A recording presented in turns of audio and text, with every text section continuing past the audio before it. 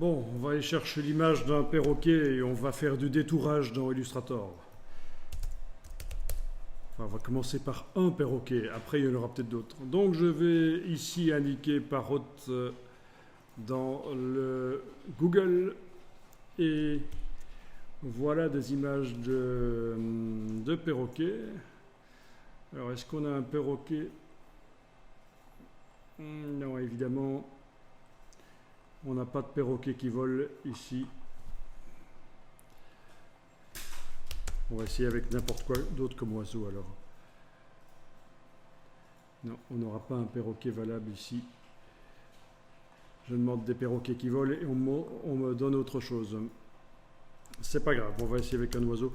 Donc le but c'est d'apprendre à faire du détourage.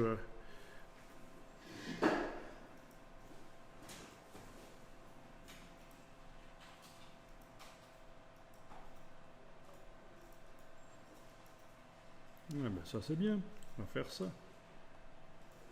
Si on arrive à avoir celui-là.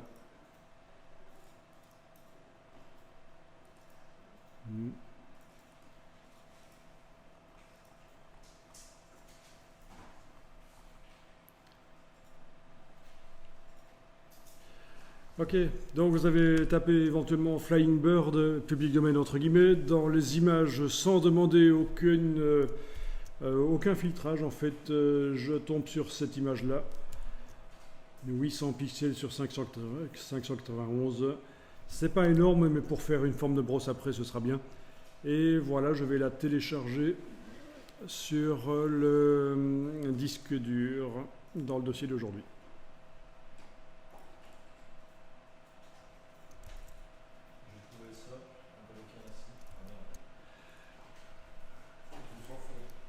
Oui. Ok, alors le détourage de cette bestiole, c'est-à-dire supprimer le fond, eh bien ça peut se faire dans Photoshop, mais ça peut aussi se faire dans Illustrator. Donc du détourage, c'est ce qu'on va faire ici, et ce sera l'occasion d'étudier la manière dont on utilise l'outil plume, parce qu'on n'en a pas encore parlé. La manière d'utiliser l'outil plume, on a souvent utilisé le crayon, mais l'outil plume pour faire du détourage, c'est le cas de le dire avec un oiseau, l'outil plume, pour faire du détourage propre, voilà, c'est ce qu'on va faire. Donc je fais un nouveau document Illustrator, format A4 horizontal comme d'habitude, et je vais y importer donc l'image de la bestiole ici. Voilà.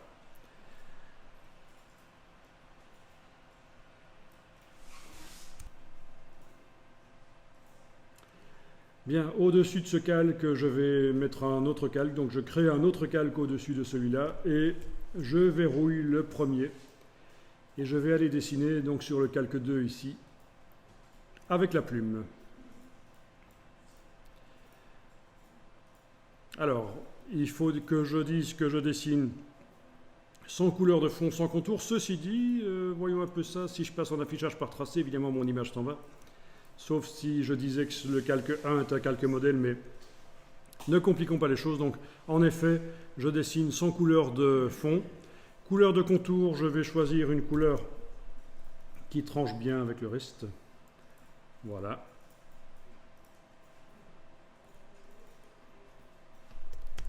Alors, pour être précis, je vais enfoncer la touche verrouillage majuscule sur le clavier.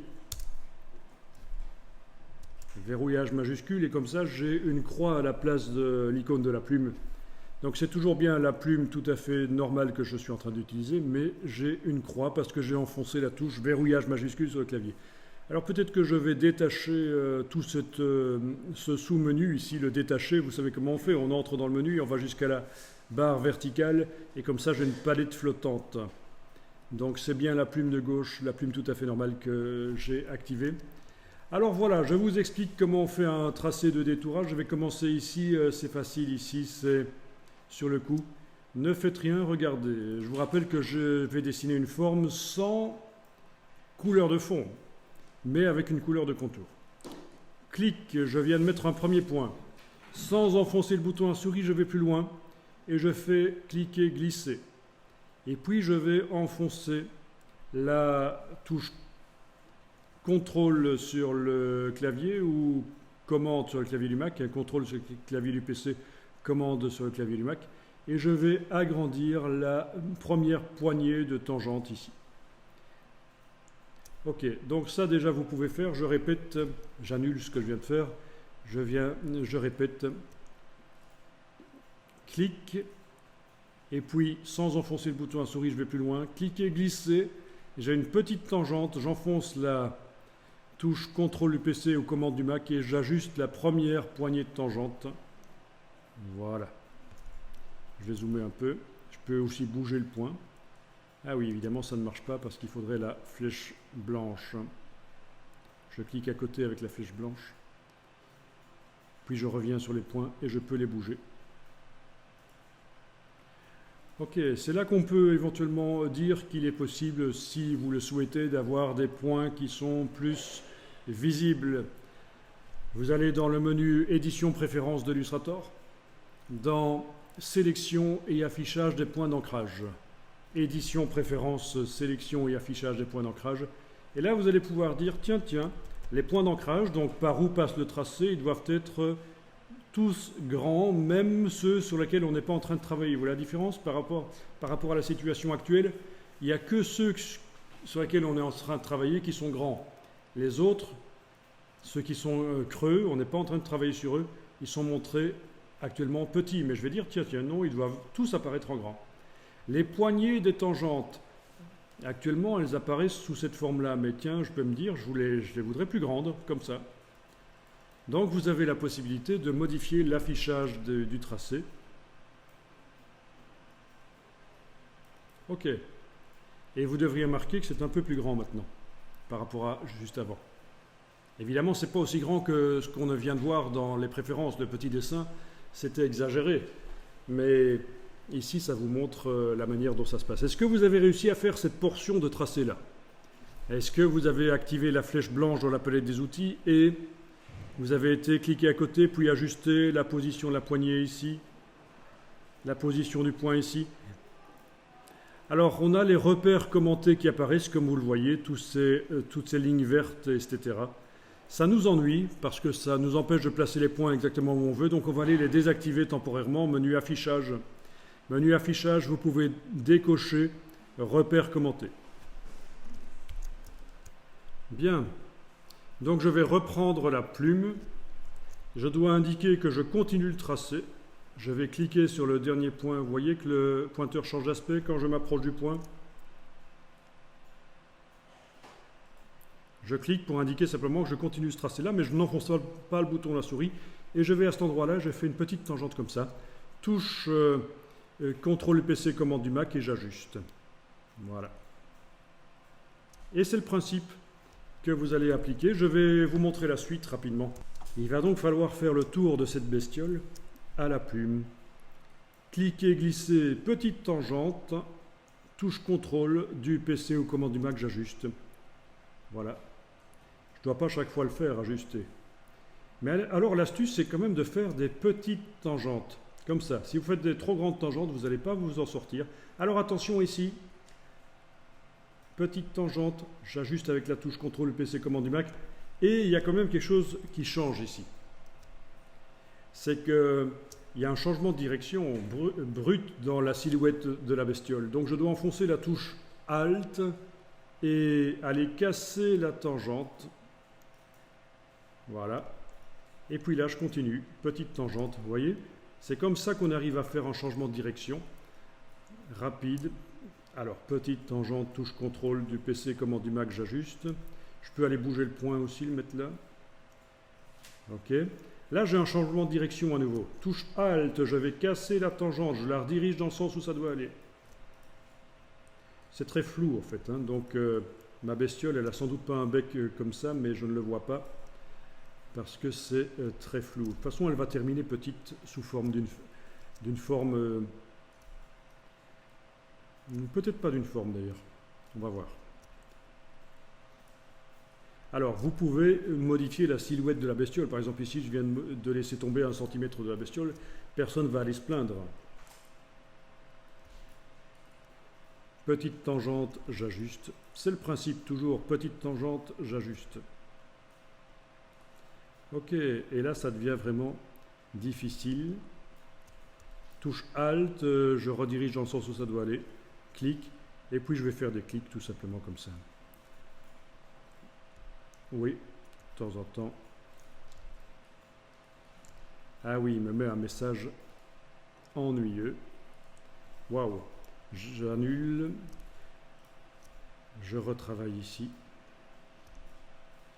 Enfin, ceux qui ont fait ça dans Photoshop, ça doit être un peu plus évident quand même. Le détourage dans Photoshop, on avait vu ça.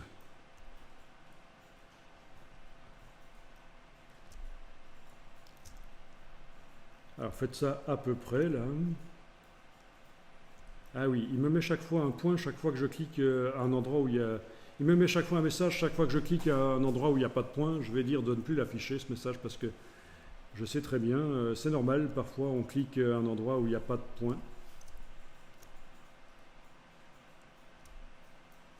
Parce qu'on vise mal. Bon, je vous ai pris quand même une image difficile.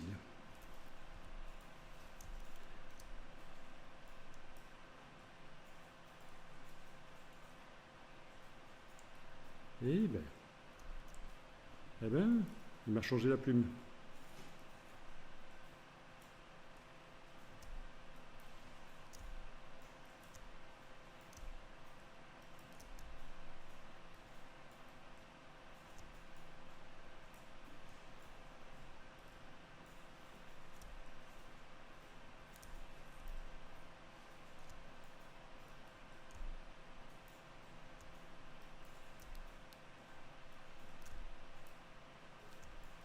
Souvenez-vous qu'il ne faut pas être trop perfectionniste, c'est-à-dire qu'il faut quand même se simplifier la vie. Il ne faut pas essayer que votre tracé colle exactement à la réalité. Vous essayez de donner en fait ici l'impression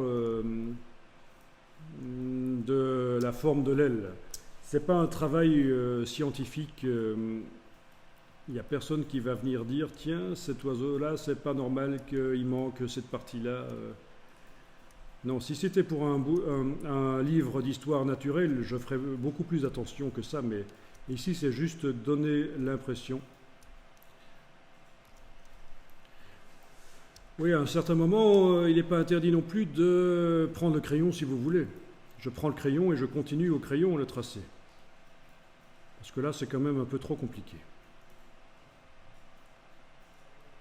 Pour les parties les plus pures de la bestiole, les courbes les plus pures, je vais retourner à la plume à un certain moment, mais pour toutes ces parties un peu complexes, je peux y aller au crayon. Voilà, à partir de là, je peux dire, tiens, je reprends la plume.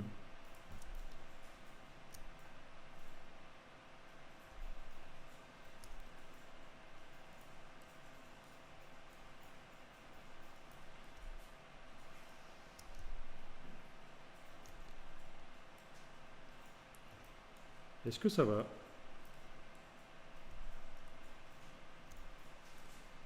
Pas plus que ça?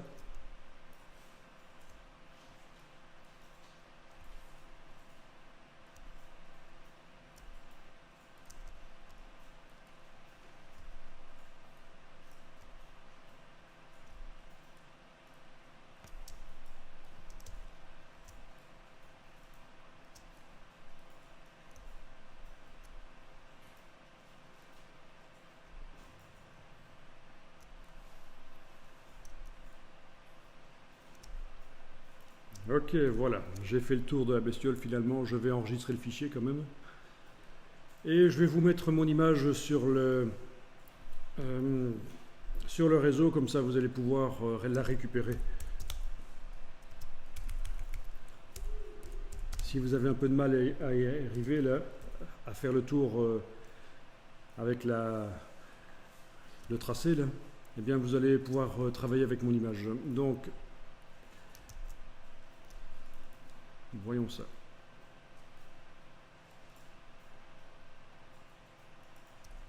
Je vous mets mon fichier Illustrator et l'image dans un dossier.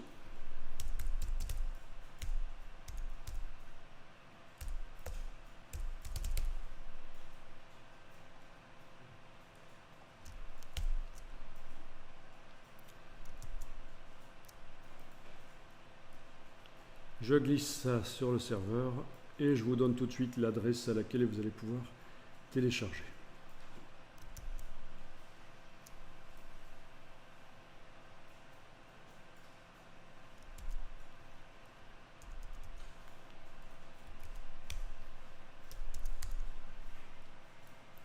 Voilà, donc vous pouvez télécharger la version détourée par mes soins à cette adresse-là si vous voulez, sinon vous le faites par vous-même, mais c'est un peu compliqué franchement.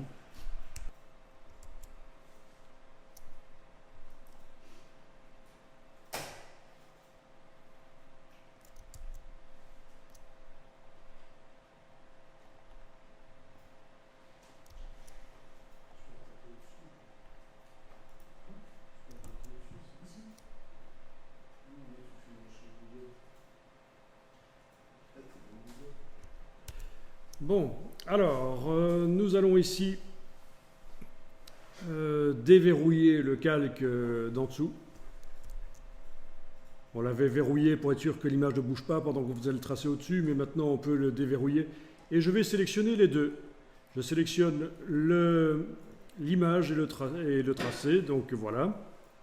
Bon, je pourrais faire CTRL A sur le clavier, commande A sur le clavier du Mac, CTRL A sur le clavier du PC, donc c'est ce qui correspond à sélection, tout sélectionner.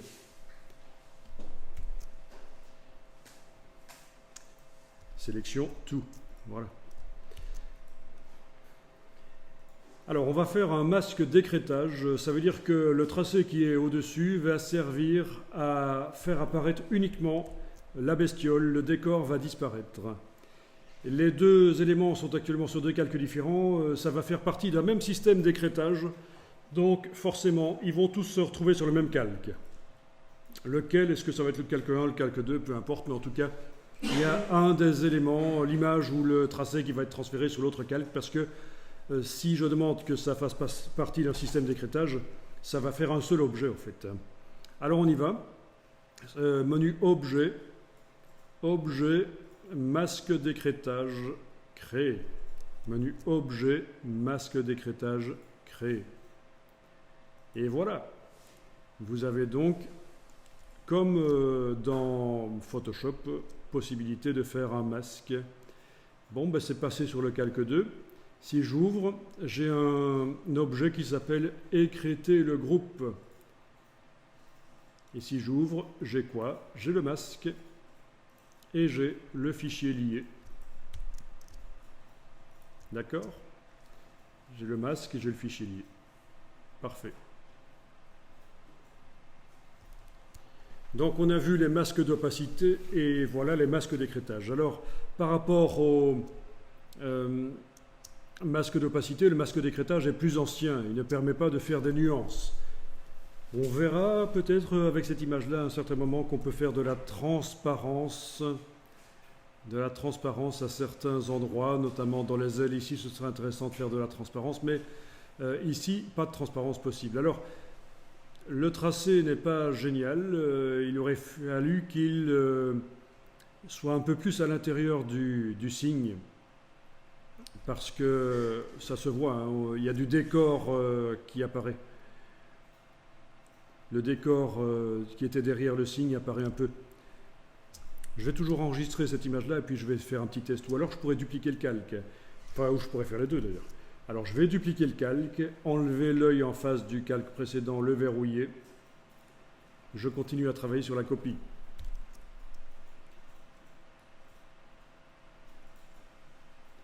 Et je vais spécifiquement aller travailler sur le masque. Tiens, serait-il possible de faire un décalage de manière à faire rentrer le tracé un peu dans le signe pour éviter ce bord gênant? Parce que quand j'ai créé le tracé, je n'ai pas pensé à le faire un peu plus à l'intérieur du signe. Je l'ai fait juste sur son bord et ça, c'est pas bon. Alors, vous avez dû donc dupliquer le calque, vous avez verrouillé et enlevé l'œil en face du calque précédent, c'est important. Et vous ouvrez le calque de copie et on va travailler spécifiquement sur le masque. Alors, je vais tester ça directement. Et puis, je vous dis. Ok, dans ce cas-là, ça va me poser un petit problème sans doute. Non, je ne vais pas faire ça maintenant, je vais reporter ça pour plus tard en fait. Je vais voir ça pour plus tard parce qu'il faudrait arriver à rétrécir ce truc. Ou alors par un effet, mais...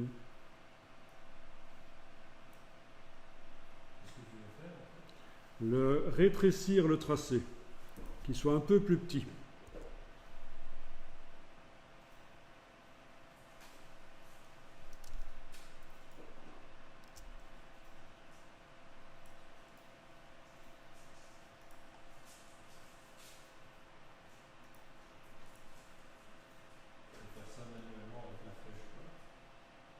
Avec la flèche blanche. Ah, manuellement, oui. On peut aller rebouger les choses, oui. Bon, je vais conserver ça pour plus tard. On va continuer comme ça. C'est pas très grave maintenant. Je mets de côté ça. Ok.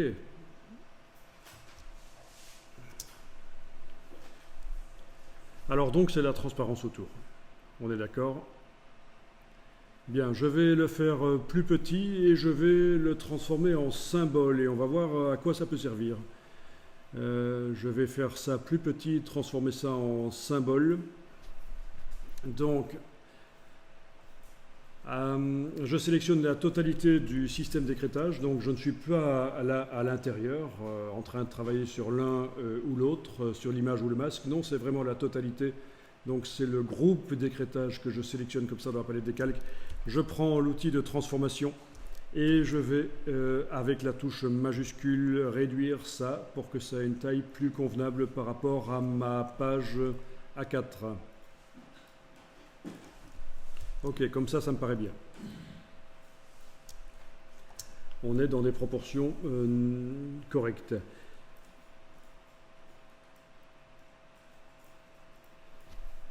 Et je vais vous montrer une première approche en fait des symboles. C'est vraiment une toute première approche ici.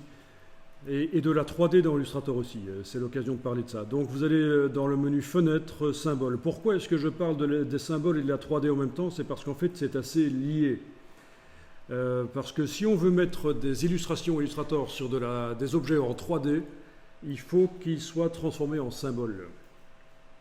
Il n'est pas possible de les mettre directement, les objets Illustrator, sur de la 3D. Il faut les transformer en symboles. Donc, menu Fenêtre, Symbole.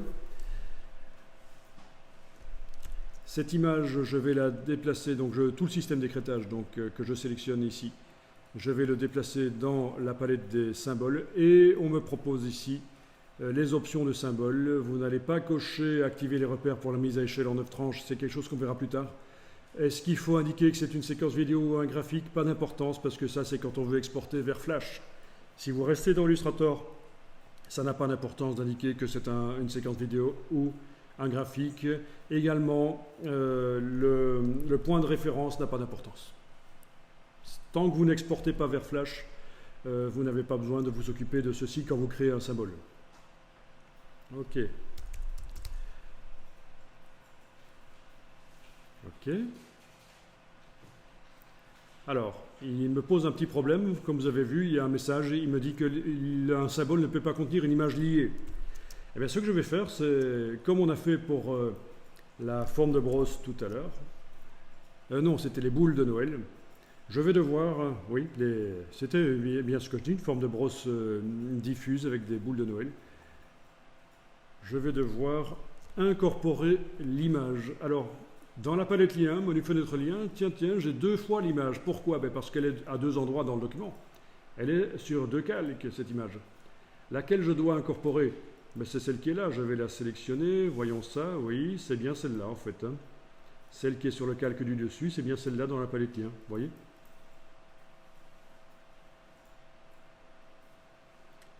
Donc c'est celle-là que j'incorpore. Dans le menu de la palette lien, je demande image incorporée. Voilà.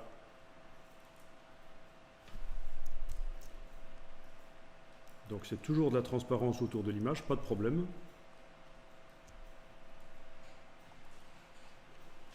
Mais elle est incorporée. Et donc maintenant, quand je déplace le système d'écrêtage, c'est-à-dire le tracé et l'image, je déplace ça vers la palette des symboles. Voilà. Je vais pouvoir normalement l'enregistrer sans problème. Je ne clique pas, il n'y a pas d'option à cliquer. Et voilà, dans la palette des symboles, j'ai maintenant mon signe. Oui, donc en effet, faites attention à ça quand je vais aller en arrière ici. Quand vous déplacez, il vaut mieux que le groupe ici soit fermé. Parce qu'il y a un risque qu'il n'y ait qu'une seule des choses qui soit sélectionnée, c'est pas bon. Ben oui, c'est vraiment le tout. Le système d'écrêtage, c'est-à-dire le tracé qui sert de masque et l'image. Ah oui, vous avez remarqué, au fait, je ne vous l'ai pas dit, mais dès qu'un tracé sert de masque, il perd ses couleurs en fait. Hein. Il a perdu ses couleurs. On pourrait lui remettre des couleurs, ce serait possible, si je voulais. Avec la flèche blanche, je sélectionne uniquement donc le masque et je peux aller lui mettre des couleurs par la palette nuancier. Vous n'êtes pas obligé de le faire, moi je vous montre simplement ici, voilà, que je mets un contour un peu fort là quand même le contour. On va aller par la palette contour, le faire passer un peu moins que ça. Voilà. Ok. Donc le masque peut avoir un contour. Une fois qu'il est devenu, que le tracé original est devenu un masque, on peut lui remettre un contour. Par contre, une forme artistique, vous ne saurez pas. Ou une forme diffuse, ce ne sera pas possible. Vous pourrez mettre qu'un contour de type infographique comme ceci, en fait, hein, avec une épaisseur. D'accord? N'espérez pas mettre sur le masque, sur le tracé qui sert de masque, n'espérez pas mettre une forme artistique ou diffuse ou quoi que ce soit d'autre qu'un contour tout à fait normal. Bon.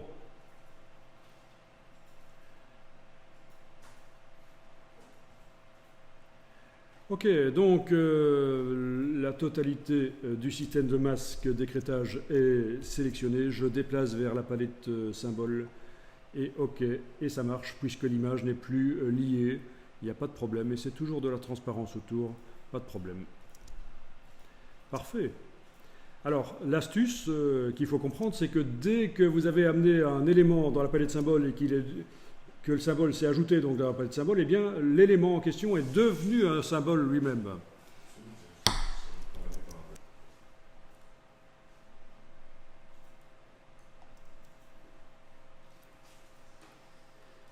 Donc, c'est devenu un symbole. Ça veut dire que ben voilà, dans la palette... ah tiens, j'ai oublié de le renommer au passage. Il s'appelle nouveau symbole. Là. Bon, j'ai qu'à double-cliquer sur lui. Non, ça ne sert pas à grand-chose de double-cliquer sur lui. Je le sélectionne là. Je vais dans le menu de la palette des symboles et j'ai les options de symboles. Voilà. Oui, si je veux le renommer, je le sélectionne dans la palette des symboles comme ça. Je l'encadre. Dans le menu de la palette des symboles, option de symbole et je retrouve les choses qui étaient dans la boîte là tout à l'heure et je peux lui donner le nom finalement. Voilà, signe, voilà. Ok, donc dans la palette des calques, dans la palette des symboles, on voit que ce symbole s'appelle signe. On est d'accord? Donc si je veux aller modifier le tracé, récupérer le tracé, le masquage, etc., ben, il va falloir que je dise que c'est plus un symbole. Avec un clic droit. Rompre le lien au symbole. Et voilà, je retrouve mon système de masquage avec le masque là, que je peux aller retravailler si je veux. On est d'accord? Dès qu'on amène un élément dans la palette symbole et qu'il s'est intégré dans la palette symbole, l'élément sur le plan de travail est devenu un symbole. Si je veux pouvoir continuer à travailler sur lui de manière normale, je dois faire clic droit, rompre le lien au symbole.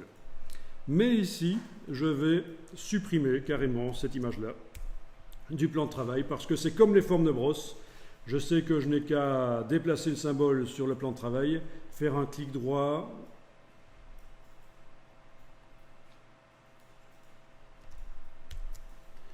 rompre le lien au symbole. Ce serait bien qu'il me permette de le faire. Ok. Et bien ça c'est vicieux.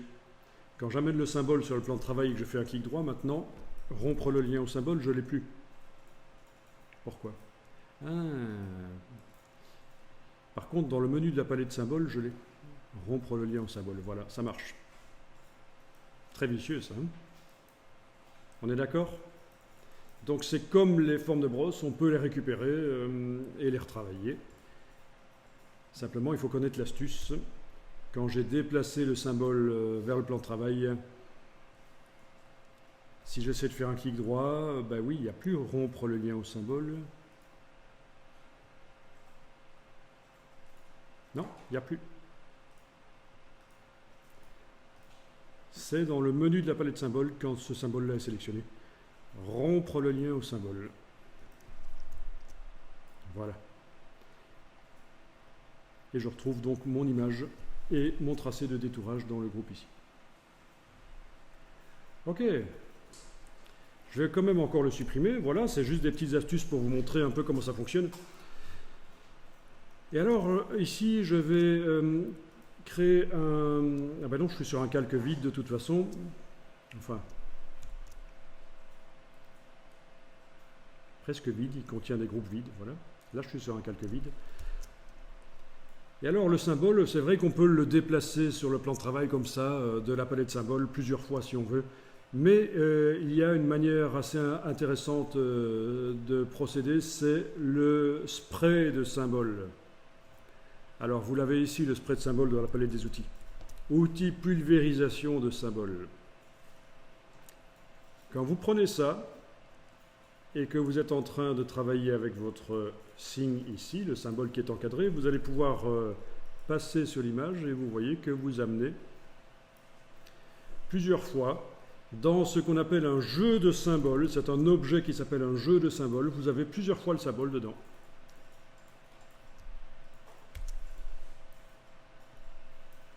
Ok, ça marche? Amusant ça.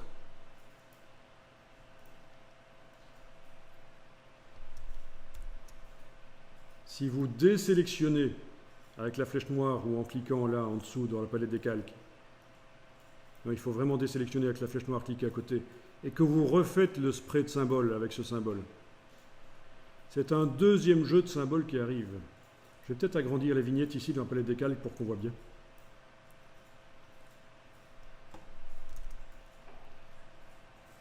Donc des jeux de symboles qui contiennent le symbole de signe ici, on peut en avoir plein. Il suffit de désélectionner avec la flèche noire en cliquant à côté, puis revenir avec l'outil pulvérisation, travailler sur l'image. Et c'est un nouveau jeu de symboles qui se crée. Pour l'instant, vous ne voyez pas trop à quoi ça sert, mais on va y arriver.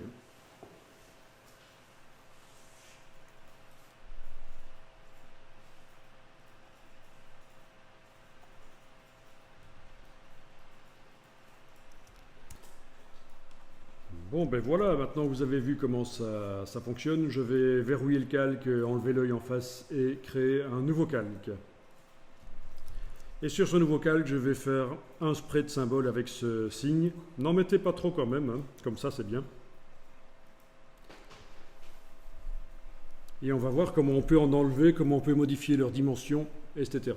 Donc à l'intérieur d'un jeu de symboles, comment modifier la dimension du symbole qui s'y trouve?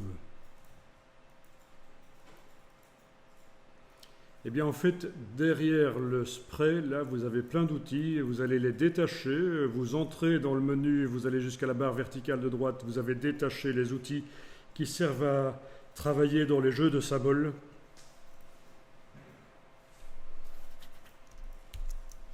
Ok, alors comment ça fonctionne ce truc? Eh bien je vais prendre le premier ici, qui sert à glisser les symboles. Cet outil-là va servir à glisser les symboles. Vous voyez, vous arrivez à déplacer les symboles grâce à cet outil. Les signes, là, j'arrive à les déplacer l'un par rapport à l'autre. En fait, il y en a plusieurs qui bougent ensemble, hein. C'est parce que ma brosse est grande. Mais si je vais double-cliquer sur l'outil de déplacement et je vais modifier la dimension de la brosse, à la place de 70, je mets par exemple 30. Ok. Et bien là, la brosse est plus petite et ça ne bouge qu'un signe à la fois.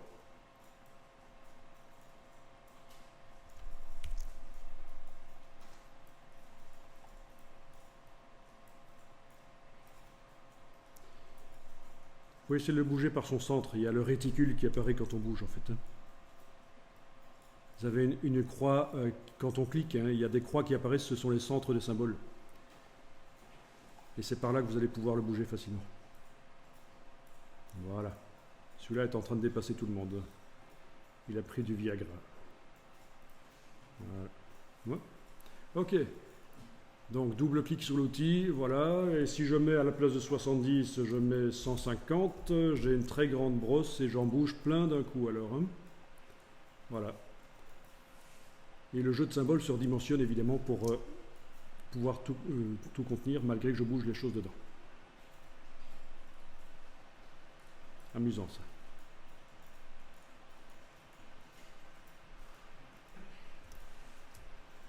Ok, quand je double-clique sur cet outil, on voit qu'on a l'intensité ici. Si vous trouvez que ça va trop lentement, il va falloir augmenter l'intensité quand vous bougez en fait. Hein. Si vous trouvez que c'est trop lent, il va falloir modifier l'intensité. Sinon, vous avez des petites astuces ici. Maintenez la touche majuscule enfoncée pour déplacer les instances de symboles vers l'avant. Et maintenez majuscule et Alt enfoncé pour les déplacer vers l'arrière. Ben oui, parce qu'en fait, cet outil sert à les déplacer en XY, donc sur le plan de travail, mais ça sert aussi à gérer la manière dont il s'empile. Alors je vais faire ça avec une brosse quand même un peu plus petite que 100, je vais prendre 40, voilà. Donc avec la touche majuscule, si je clique sur un symbole, il va passer à l'arrière. Donc c'est avec Alt majuscule qui passe à l'arrière, voilà. Alt majuscule, je gère la manière dont il s'empile, vous voyez? Amusant ça. Et majuscule tout simplement, c'est pour le faire passer à l'avant.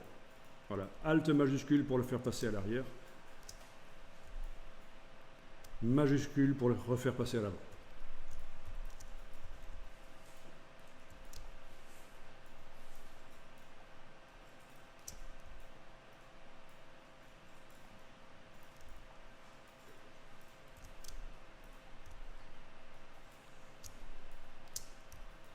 Ben oui, donc c'est pour gérer l'empilement des symboles dans le jeu de symboles. Parce qu'on ne peut pas ouvrir, dans la palette des calques, on ne peut pas ouvrir le jeu de symboles et aller commencer à bouger manuellement les choses. Il faut y aller avec l'outil de déplacement qui sert également donc à gérer l'empilement.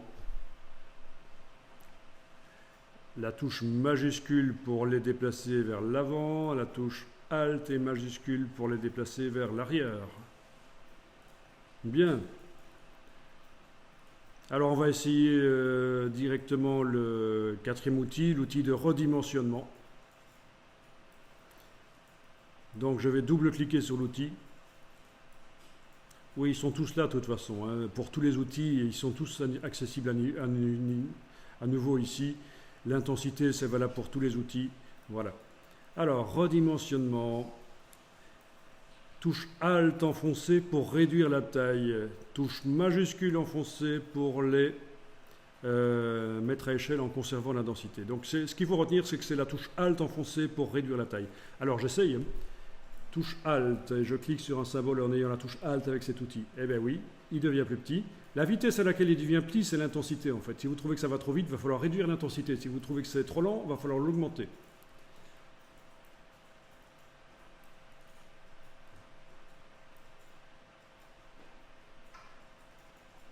Et si j'enfonce pas la touche Alt, ça l'agrandit. Et dans ce cas-là, j'ai intérêt à le faire revenir à l'avant parce que ça paraît bizarre. D'accord? Avec cet outil de redimensionnement, quand on clique sur un symbole, ça l'agrandit. Avec la touche Alt, ça le rétrécit.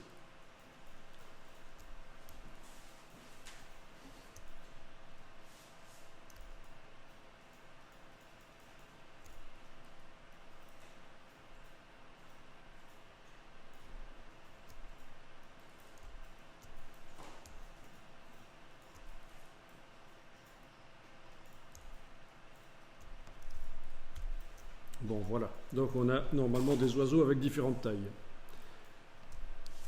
On a également l'outil rotation de symboles qui va fonctionner de la même manière. Non, il n'y a pas de raccourci en fait. On se met sur un symbole et on bouge. Voilà. Et ce qui serait intéressant, c'est de faire la brosse très grande avec l'outil de rotation. 250. Ok. J'ai une super grande brosse et quand je passe, voilà, j'arrive d'un coup, j'annule, à modifier. 250 c'est peut-être un peu trop, je vais essayer 180. Voilà, j'arrive d'un coup à modifier la rotation de plusieurs symboles.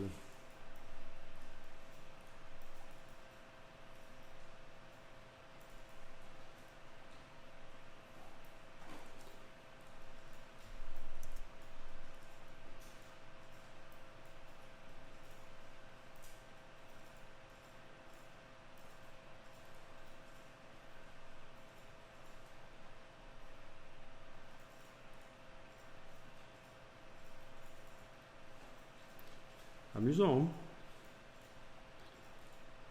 Donc chaque fois que vous devez créer des illustrations complexes où vous avez plein d'éléments qui se répètent par centaines, l'avantage c'est que ça ne va pas trop ralentir Illustrator. On ne sent pas que ça ralentit là, hein, ça va, hein, c'est acceptable.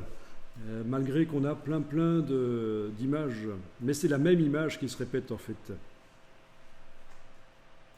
C'est ce qui va vous permettre de faire vraiment des illustrations très complexes.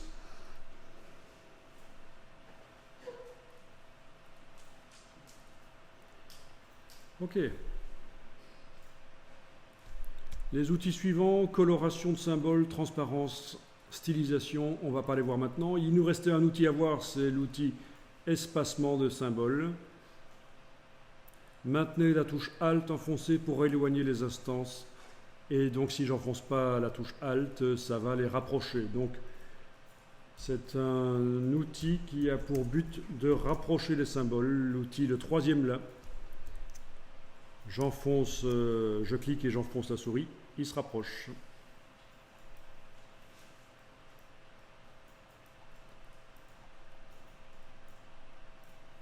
Si je trouve que ça ne va pas assez vite, je double-clique, je vais augmenter l'intensité.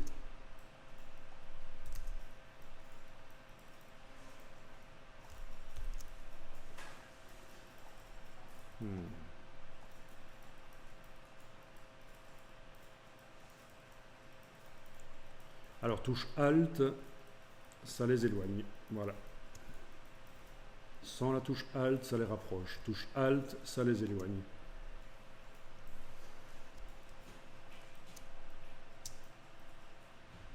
Touche Alt, ça les éloigne.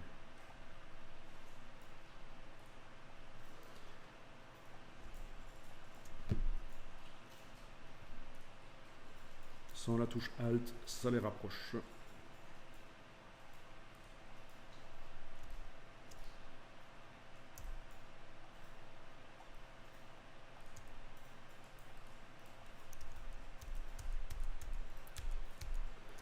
Ok, le CTRL Z fonctionne. Hein. CTRL Z, CTRL majuscule Z fonctionne pour aller en arrière, en avant.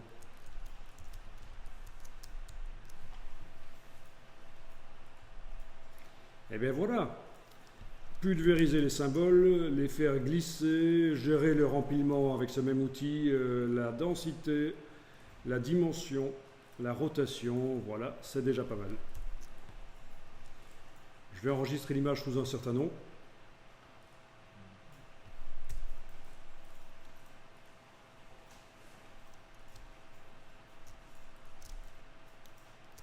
Bien. Et on va faire un symbole avec ce jeu de symboles. Je vais déplacer le jeu de symboles dans la palette des symboles. Je vais appeler ça plusieurs signes. Ok. Et voilà. J'ai un jeu de symboles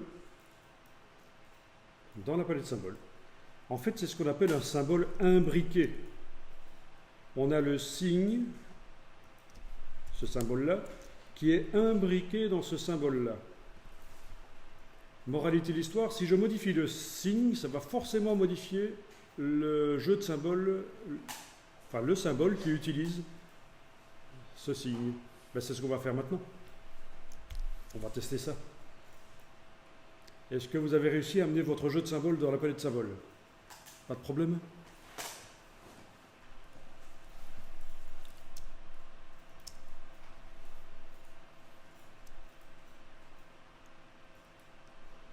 Bon, dans la palette des calques, je crée un nouveau calque, je verrouille le précédent, j'enlève l'œil, je travaille sur ce nouveau calque. Alors, je vous montre, et vous testez après. Je vais déplacer le symbole sur le plan de travail.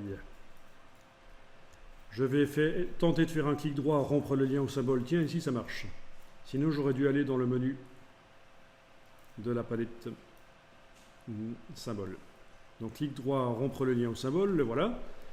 Je vais faire avec la flèche blanche, je clique à côté, puis je clique sur le bord, là, c'est mon masque. Tiens. Ok, le masque. Oui. Voyons un peu.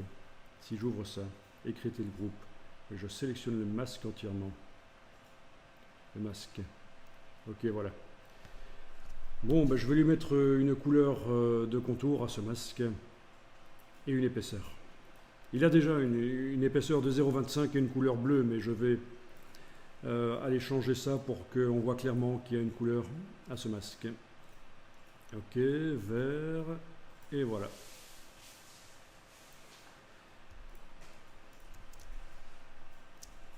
C'est pas génial en vert. Ok, peu importe, en tout cas, voilà.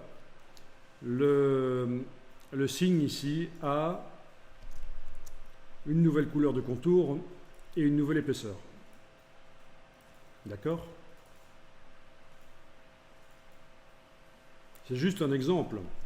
Je pourrais aussi dire que j'ajoute des étoiles dans la traînée du signe. Voilà.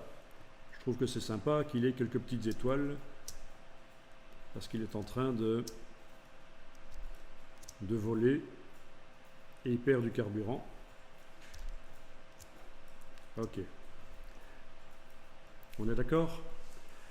Alors, ça c'est facile à faire. Et là où ça devient intéressant, c'est que je vais ici sélectionner tout, les étoiles et le signe, et déplacer ça vers la palette symbole. Ça veut insérer le symbole quelque part, mais je voudrais mettre à jour le symbole qui est là. Donc j'enfonce la touche Alt. Ça me permet d'aller dessus et de le mettre à jour. Je lâche le bouton de la souris. Vous avez vu ce qui s'est passé au jeu de symboles? Il a été mis à jour aussi. Forcément, il utilise ce symbole-là. Et voilà. Si je vais voir maintenant sur le calque précédent, mon jeu de symboles précédent contient mon signe mis à jour. Symbole imbriqué, c'est comme les poupées russes, on peut mettre des symboles dans les symboles, dans les symboles, il n'y a pas de limite en fait. Tout ceci, ce jeu de symboles, je pourrais le mettre dans un autre symbole.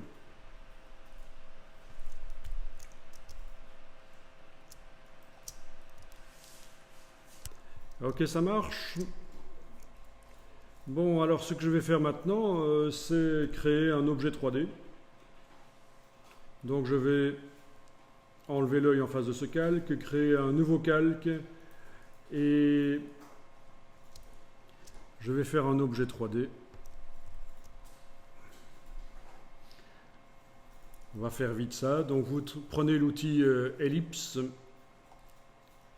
vous enfoncez la touche majuscule, vous tracez, vous lâchez le bouton à souris, puis la touche majuscule, vous avez donc un cercle parfait. C'est une ellipse qui a la même largeur et la même hauteur, c'est ce qu'on appelle un cercle.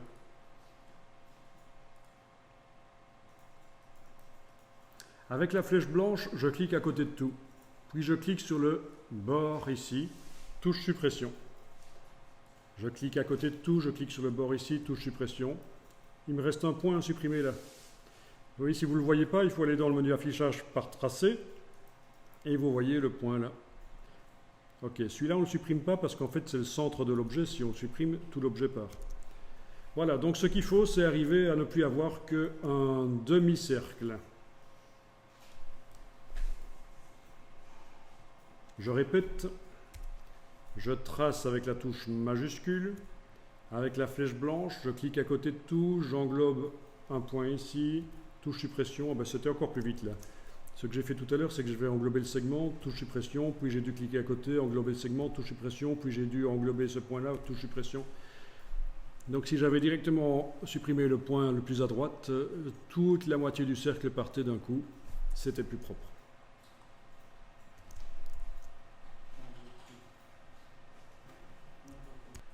Alors on y va, je sélectionne le demi-cercle et je vais dans le menu Effet 3D, Révolution. Effet 3D, Révolution. Donc je suis en train de mettre un effet de 3D sur ce tracé-là.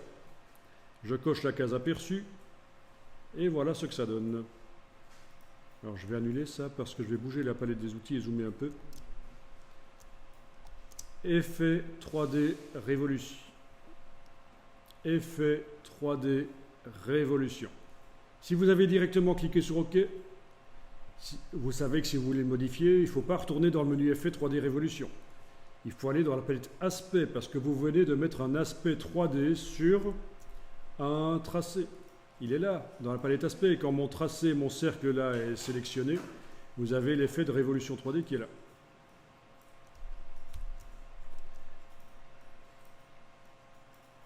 Bon, eh ben je vais retourner modifier cet effet de révolution 3D parce que je voulais une sphère et ça ne me fait pas une sphère. Donc je clique, en ayant mon tracé sélectionné, je clique sur le mot révolution 3D. Et alors où est le problème? Mais le problème c'est que l'axe, il est à la gauche du cercle. L'axe de rotation, l'axe de révolution. Il faut que je dise qu'il est à droite. Donc ici, bord droit. Et voilà, j'ai une sphère.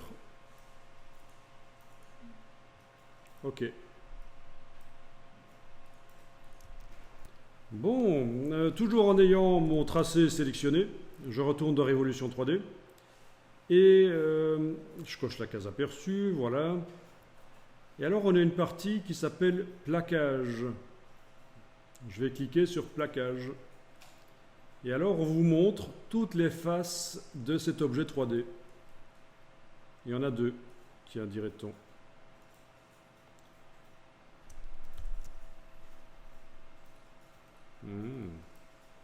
Ça c'est quand même étonnant. Bon. Tu en as trois? Bon. Et alors je vais indiquer quel est le symbole que je mets sur la face ici. Donc symbole. Bon, ben, je vais essayer avec la fleur là, pourquoi pas? Ah tiens, elle est là. Voilà, je vais l'agrandir. Waouh! Ça n'agrandit pas dans les deux sens. Ok, voyez la fleur là? Elle apparaît là sur la sphère. Si vous la mettez sur une partie grise, elle n'apparaît pas parce que c'est l'intérieur de l'objet en fait. Je veux dire une partie gris foncé. Les parties gris clair sont l'extérieur de l'objet, ce qui est visible. Et en fait, on ne peut mettre qu'un symbole par face de l'objet. Alors la 3D dans Illustrator, je l'ai déjà dit et je le répète, c'est extrêmement pourri. Vraiment, comme logiciel 3D, pour trouver plus pourri que ça, c'est difficile. Donc, c'est sympa. On va voir une des utilisations les plus intéressantes de la 3D dans Illustrator, c'est-à-dire mettre des symboles sur de la géométrie invisible. Ok. Donc, c'est pas la fleur que je veux finalement, c'est le symbole qui s'appelle plusieurs signes. Je vais le chercher, le voilà. Est-ce qu'on voit mes signes? On les voit, ils sont là. Ok, je vais les faire plus petits. Il faut que j'enfonce la touche majuscule pendant que je les réduis. Je lâche le bouton à souris, puis la touche majuscule, et voilà. Alors, ils arrivent les petits, allez voilà. Vous en avez mis du temps. Ok.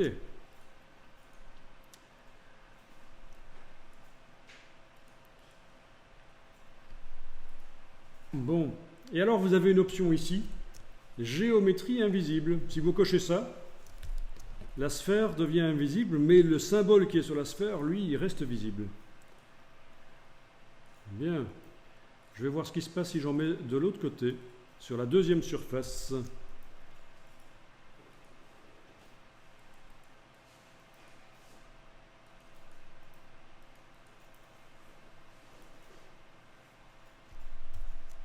Ah ben voilà, j'en ai de l'autre côté aussi maintenant des signes. Donc j'ai plein de signes qui se baladent sur ma sphère. Ok. Ok. Et voilà, on a une sphère avec des signes dessus. Bon, ça ressemble pas à grand chose. On va faire ça sur un cylindre, un demi-cylindre, demi-sphère, en fait, quelque chose d'assez courbé comme un vase. Et on va essayer de tenter de mettre ça comme si ça tournait autour d'une planète. On va mettre ça autour de la Lune. Et on fera pousser des arbres sur la Lune. Mais ça, c'est pour demain. C'est la suite des symboles. Et ce que je n'ai pas montré, c'est qu'évidemment, si vous sélectionnez votre demi-sphère, votre demi-cercle, et vous retournez dans Révolution, case aperçu coché, vous avez la possibilité de tourner dans tous les sens avec le petit cube ici, ça se voit, mais ça demande du calcul. Hein. Voilà. Ça, c'est l'utilisation la plus intéressante de la 3D dans Illustrator. C'est-à-dire que les objets 3D sont invisibles, mais ils donnent une forme, un mouvement dans l'espace à vos symboles. Et ça peut être très intéressant. Voilà. Ce genre-là.